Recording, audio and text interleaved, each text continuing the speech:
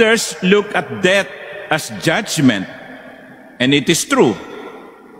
When we die, we face the Lord, and the Lord will give us our personal judgment. Hahatulan tayo ng Panginoon.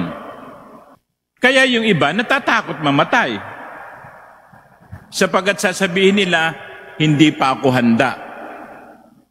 Kasi alam naman natin na kapag ang isang tao ay namatay, sa kabilang buhay, maaaring siya'y mapunta sa walang hanggang kaligayahan o sa walang hanggang kaparusahan.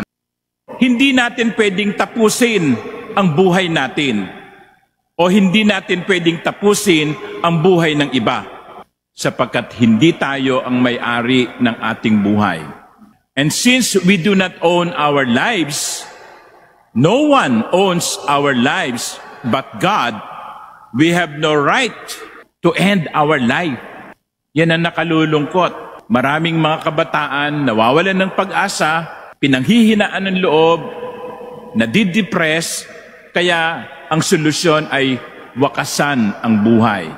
At wala rin tayong karapatan na kunin ang buhay ng iba mula sa sinampupunan hanggang sa kanyang katandaan. Sa Europa, parang karaniwan na yon, yung tinatawag na mercy killing.